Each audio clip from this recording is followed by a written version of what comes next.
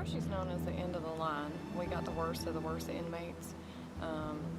If they did heinous crimes or if other prisons couldn't handle them, they sent them here. This was their last stop. Inmates did not want to be sent here. And most of them that were here had life sentences. They never left. It was a hard place. We have almost 400 men of unclaimed bodies here, buried on the property. The personal baggage gave bloodhounds the scent of the men they would be hunting. None of the men is thought to have been armed, but all were serving long sentences for capital crimes. Mountain Prison is one thing, others have done it. But getting out of Morgan County is something else.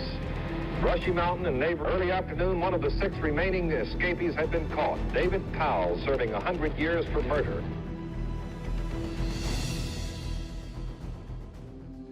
The land that the prison was sitting on originally belonged to Bletcher Arms. We're descendants of his. It was purchased by the state in a 99-year lease agreement. He got $20 in a hog rifle for 4,000 acres.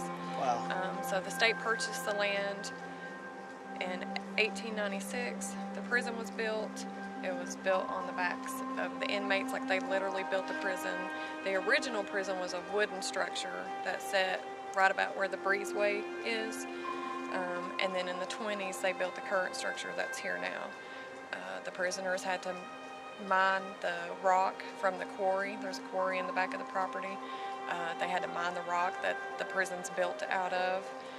They had to grow their own food, raise their own livestock. It was a self-contained area. They had their own water source, the whole 9 yards. So back then, they did what they call hot bunking. There would be 4 men to one of these cells, and they'd work in 12-hour shifts. They had a quota they had to meet. If they didn't meet their quota, they had to pay the price for that. Which was beatings. Yeah. They would whip them out here in the courtyard and in the alleyway over there. And then if they didn't meet their quota, they had to get, the next day they would have to get that day's quota and the day before quota. And so if they didn't do that, then they would beat them again. They had to farm for their own food. They raised livestock. Yeah, they grew grew gardens of corn, potatoes, beans. They raised their own food. I think they mostly did pigs and cows was their big main livestock source that they had. It was a hard place. We have almost 400 men of unclaimed bodies here, buried on the property. Brushy's known as the end of the line. We got the worst of the worst inmates. If they did heinous crimes or if other prisons couldn't handle them, they sent them here. This was their last stop. Inmates did not want to be sent here. And most of them that were here had life sentences. They never left. What kind of death sentence did they have? Was it electrocution? Was it lethal injection? Well, they did not actually execute prisoners here. Many were beaten to death, but there was no sanctioned executions. There was an electric chair here, but they never hooked it up. And It went to Nashville in the 70s, and there it stayed until that prison closed. It's now in a museum. Now we did house the death row inmates here, but they would go to Nashville for their executions. So this is the death row building. We used to have an electric chair and an execution chamber, but apparently it was never used here. I was told the chair was actually sent to Tennessee State Penitentiary in Nashville, where it was actually used like 150 times.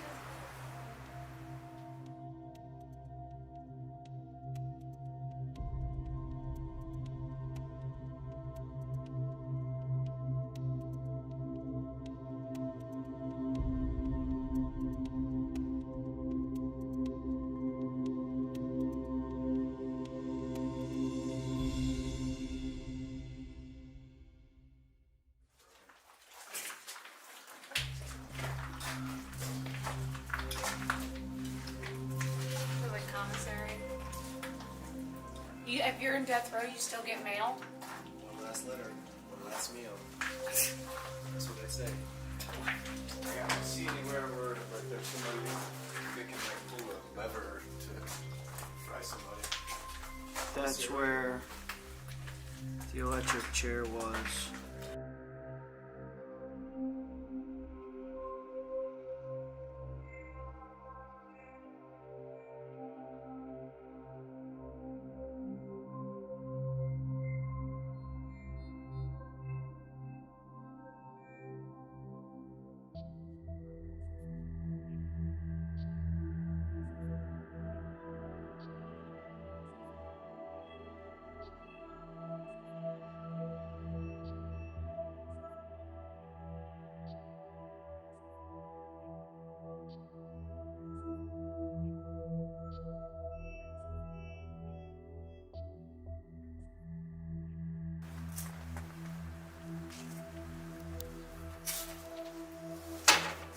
You think this is like where they got their like time outside or something like that? Yeah, it looks like their little yard area.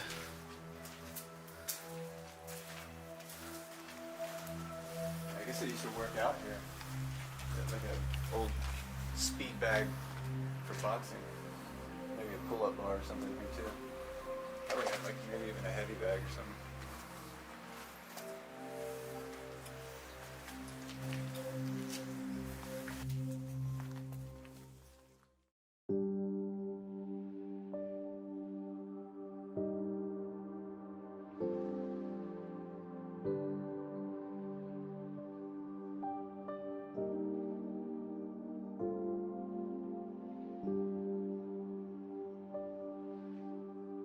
So cell number 28 is the last cell of James Earl Ray. If you don't know who he is, he's the guy that assassinated Martin Luther King Jr. We housed James Earl Ray, who was known for killing Martin Luther King. He was last cell was 28 that he was kept in. They did move him around some because he was such an escape risk, but he did escape and went approximately 8.5 miles over the mountain before he was caught. And they, in his escape, they faked a fight out in the yard. He had made a ladder, and up and over the wall he went. There's a famous race based on James Earl Ray's escape. It's called the Barkley Marathon.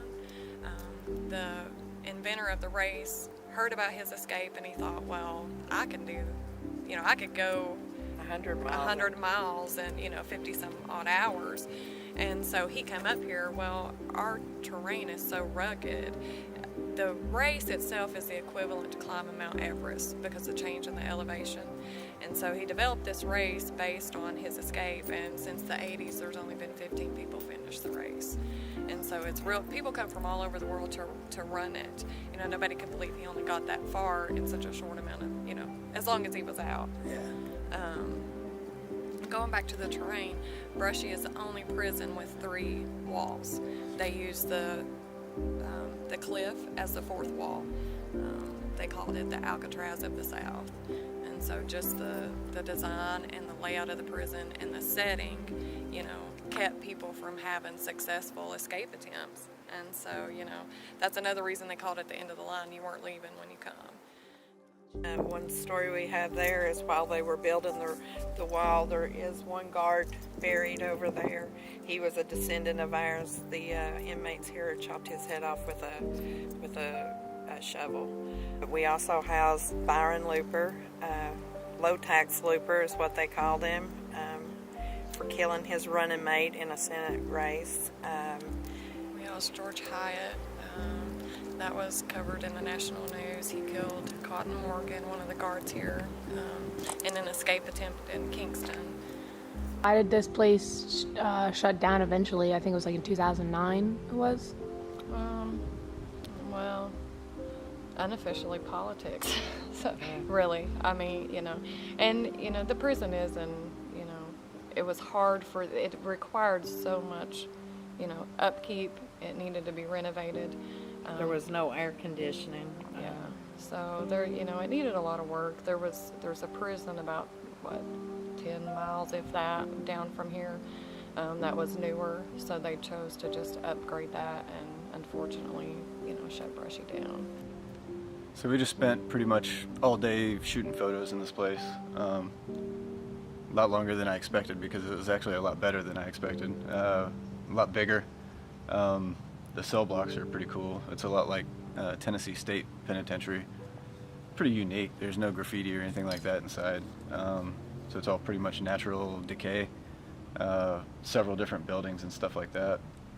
So one thing I like about this prison is that it has a death row, and I've been to a whole bunch of different prisons, and I think this is like the third one. There's one in Illinois, and then another one actually in Tennessee. This one was actually never used, but it's still pretty cool. I'm sure the guys that were in there were pretty worried about staying in that cell block. I would say like my favorite thing about like the cell blocks and stuff is like just like the stupid artwork and stuff that prisoners wrote on the walls and stuff like that. I guess that's probably my favorite thing about it. But the shots, just like the clean shots going down the hallways with the leading lines and stuff like that, is probably my favorite thing about the place. And then just how to end it, how does the community think about just having Brushy Mountain here still in the town? Well, I mean, it's part of us. Like we said in the beginning, it was our family that put it in lease to the state, and in that lease, there was an agreement that all of our family would always have a job here, as long as it was open. And so our family has always worked here. I mean, whoever wanted a job got a job. So it runs in our blood. I mean, and We're such a rural area. There's nowhere to work. There's not a lot of economy around here, so everybody worked here. Everybody was tied into the prison. It supported their families for generations, and I mean, it's part of the community. Nobody knows where Petros is, but everybody knows where Brushy is. yeah. So nobody in town wanted to see it tore down or sit here and become dilapidated, and I think everybody's excited that it's being restored. It's Oh, gonna there's preservation of this place? Yeah, Yes. That's yes. awesome. definitely. Yes. So it's gonna remain here, and hopefully continue to support the community.